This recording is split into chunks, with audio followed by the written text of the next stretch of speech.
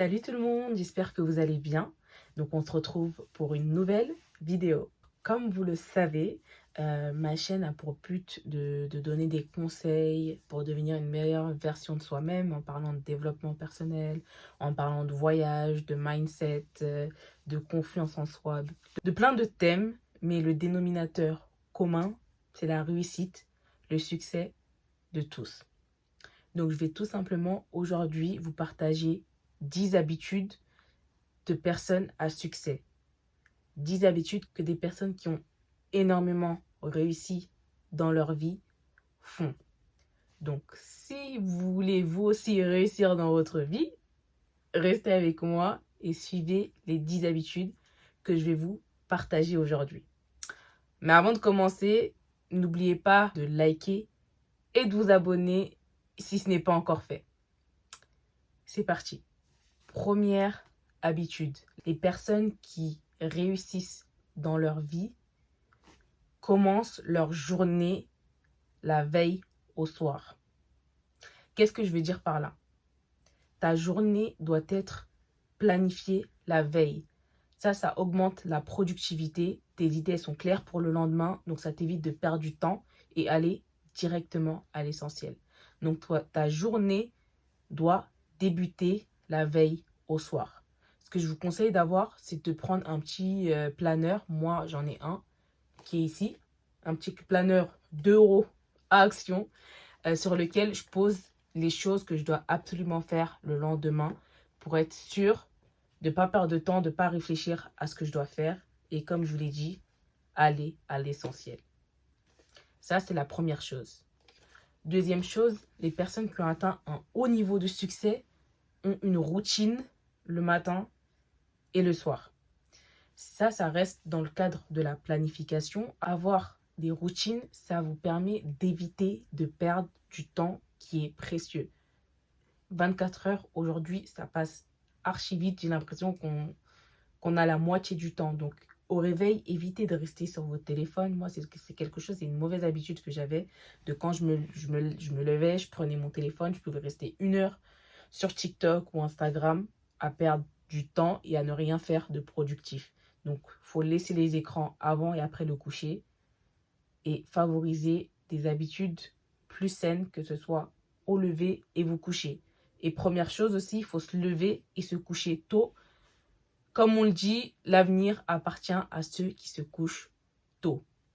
Je vais vous donner moi un exemple de routine. Bon, la semaine, je travaille, donc ma routine, je me lève, je me douche, je mets mes produits pour le visage, je fais ma prière, direction le bureau où je bois ma tasse de thé et je regarde mes mails. Cette routine, elle varie le week-end, le samedi et le dimanche, puisque j'ai plus de temps pour moi.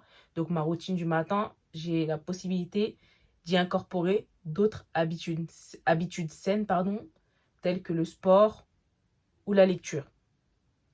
Ça, c'est hyper important. Pareil, le soir, quand je rentre du taf, donc ce qu'il faut savoir, en ce moment, je suis en perte de poids. Donc moi, je ne peux pas m'entraîner le matin parce que je n'ai pas de temps. Mais je m'entraîne le soir, après le boulot. Donc vraiment, il faut être motivé. Mais quand on a des objectifs, c'est même plus une histoire de motivation, c'est une histoire de discipline. Donc ma routine, je rentre déjà du taf, je rattrape mes prières, direction la salle de sport. Je reviens, je prends ma douche, mes produits skincare. Ensuite, je me pose, j'essaie de partager un peu du temps avec la famille. Faut pas abuser, surtout que je vis toujours chez mes parents, donc j'ai mes frères et sœurs avec moi. Et il faut profiter de ça parce que plus tard, quand vous allez vous-même former votre famille, il y a des choses que vous pourrez plus, vous ne passerez plus autant de temps avec vos parents et vos frères et sœurs. Donc, il faut vraiment en profiter. Donc, après avoir fait ça, je me pose dans ma chambre, je lis mon livre du soir, au moins 2 pages. J'essaye 2 pages si je ne suis pas trop fatiguée. Plus, j'écris mes 3 choses pour lesquelles je suis en gratitude. C'est quelque chose que j'avais pas du tout l'habitude de faire, que je me voyais pas faire, mais honnêtement, le fait d'avoir ce journal de gratitude, je vais vous expliquer. En fait, vous écrivez 3 choses pour lesquelles vous êtes reconnaissante. Je peux vous donner un exemple. Par exemple, vous pouvez être reconnaissante d'avoir un toit. C'est pas tout le monde. Il y a des gens qui sont à la rue dans ce temps de malade où il fait archi froid. Ben, Déjà, il faut être reconnaissant, vous, d'avoir un toit, d'être logé. Donc ça peut être une des choses que vous pouvez écrire. Une autre chose, je ne sais pas moi, d'être en bonne santé et d'avoir votre famille autour de vous. Donc ça, c'est vraiment une habitude pardon, que j'ai pris. C'est d'écrire chaque jour 3 choses pour lesquelles je suis reconnaissante. Et ça, vous verrez que ça va vous pousser à être plus positif dans votre vie et à vraiment être optimiste, à se focaliser sur le positif en laissant le côté la négativité. Ça fait partie de ma routine du soir. Autre chose que je fais par rapport à la religion, moi je suis quelqu'un qui pratique, je ne suis pas la meilleure, hein, loin de là, mais j'essaye de me former un maximum sur ma religion, apprendre des choses. Et donc du coup, il y a des livres que je lis aussi par rapport à ça. C'est des bons livres que j'ai trouvés sur Amazon. Donc ça, tout le monde n'a pas les mêmes croyances et tout, donc j'ai pas forcément rentré dans le détail, mais pour ceux qui veulent se former sur la religion et tout, c'est bien de lire des livres ou des applications qui vous apprennent des choses sur le sujet. Donc ça fait partie de ma routine du soir. Et j'essaye aussi d'arrêter de prendre mon ordi parce que les écrans, ça peut niquer votre sommeil. Donc revenons à la vidéo. C'est important d'avoir une routine et du matin et du soir pour vraiment délimiter votre journée, pas perdre de temps, aller à l'essentiel et faire les choses importantes. Troisième habitude pour les personnes qui réussissent et qui atteignent un haut niveau de succès, la méditation. Bon, quand je dis méditation, je parle pas de ça. Quand je dis méditer, je pense plus à la relaxation, à s'accorder du temps pour soi, pour réfléchir. Les jours passent vite. Des fois, il y a plein de pensées qui nous envahissent. Donc, c'est bien un moment de se poser, même si c'est 2 minutes, pour faire le point, réfléchir, se focaliser sur les choses qui comptent et, comme je vous ai dit tout à l'heure, se relaxer. Donc, la méditation, avant, moi, c'est pas quelque chose que je me voyais faire, mais honnêtement, ça peut beaucoup vous aider à lutter contre plein de choses, comme le stress, par exemple, l'anxiété. Et ça vous permet de vous poser, de réfléchir, de vous accorder du temps à vous-même. Pour méditer aujourd'hui, vous pouvez faire plein de choses. Moi, la première chose le premier outil qu'on m'avait montré, c'était une application qui s'appelait Petit Bambou, qui vous proposait des vidéos de méditation. Mais aujourd'hui, sur YouTube, gratuitement, vous pouvez vous poser, mettre une vidéo. Pas besoin de faire la position, vous savez, comme ça, là. Vous pouvez vous poser dans votre lit. Moi, je vous conseille de faire ça. Genre, vous posez dans votre lit, vous éteignez les lumières et juste le silence. Genre, 2 minutes ou même 5 minutes plus, c'est encore mieux. Mais commencez petit à petit, vous verrez que vous observerez un changement dans votre bien-être, dans votre manière d'être, même de votre manière de penser et tout. Ça va vraiment vous aider. Donc ça, c'était la troisième habitude. Quatrième habitude des personnes qui réussissent, il faut commencer par les tâches les plus dures. Ça, vraiment, je le dis pour moi parce que moi, j'étais une personne, j'avais tendance, quand j'avais plein de choses à faire, de commencer par les trucs faciles. Et du coup, le temps est passé et finalement, j'avais pas le temps de faire les choses qui étaient importantes. Il faut vraiment commencer par les choses difficiles. Comme ça, déjà au début de la journée, vous avez plus d'énergie et tout. Vous commencez par ça. Le plus important sera fait. Ça vous permet de lutter contre la procrastination. Qu'est-ce que c'est la procrastination pour ceux qui ne connaissent pas? C'est le fait de remettre à plus tard ce qu'on peut faire tout de suite. Toujours décaler et finalement rien faire. Commencez par les choses plus difficiles. Une fois que ce sera fait, en fait, vous allez être tellement content de vous. Je parle de moi parce qu'il n'y a pas longtemps, je procrastinais encore beaucoup. Mais le fait maintenant de faire les choses importantes directement, ça me donne même plus d'énergie pour faire les petites tâches rapidement. Donc, commencez par les choses les plus difficiles. Habitude suivante, il faut se former, s'éduquer, s'informer, s'instruire. On vit dans un monde où il y a tellement d'informations qui tournent autour de nous. Des fois, ça peut être déstabilisant. Mais faites le tri. Informez-vous sur les choses qui se passent actuellement dans le monde. Parce que on a ce qu'on appelle les médias. Les médias, c'est un outil vraiment à double tranchant.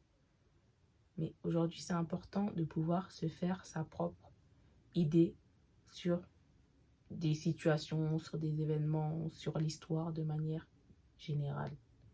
Il faut vraiment être curieux, s'ouvrir l'esprit. Moi, une sous-habitude que je recommande dans ça, c'est la lecture. Ne me dites pas, moi aussi avant, je détestais lire. Mais dans la lecture, il y a plein de types d'ouvrages que vous pouvez lire. Essayez de favoriser, de lire des thèmes qui vous intéressent ou qui peuvent vous apporter dans la chose que vous voulez aller chercher. Je vais vous donner des exemples de livres que je lisais beaucoup, moi, quand j'ai commencé le développement personnel. Ces livres-là, je pense que peut-être vous les avez vus sur les réseaux sociaux. Parce qu'à un moment, il y a plein de gens qui parlaient de mindset, de développement personnel, qui parlaient de ces livres. C'est des livres de Jen Sincero. Donc, elle donne plein de conseils sur le développement personnel. Ce livre-là, c'est You are badass at making money. Donc, elle vous donne des conseils pour pouvoir faire de l'argent. Un autre, comment rester motivé et fort dans la vie de tous les jours. Comment arrêter de douter de soi et commencer à vivre la vie de nos rêves. Et l'autre, Badass Habits. Comment créer des bonnes habitudes pour améliorer notre vie.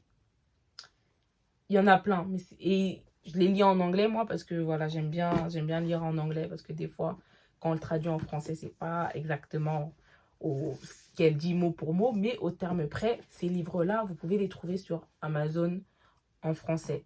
En tout cas, lire les personnes qui réussissent, les personnes qui ont atteint un haut niveau de succès, parlent de la lecture, c'est pas pour rien. Ça vous permet de vous former, de vous instruire, de vous informer sur plein de sujets. Là même, la vidéo que je vous fais aujourd'hui, j'ai tiré plein d'idées d'autres vidéos que j'ai vues sur le net, mais aussi de plein d'ouvrages que j'ai lus. Donc, ça peut vraiment vous apporter plein de choses. Je vous recommande de lire, c'est hyper important.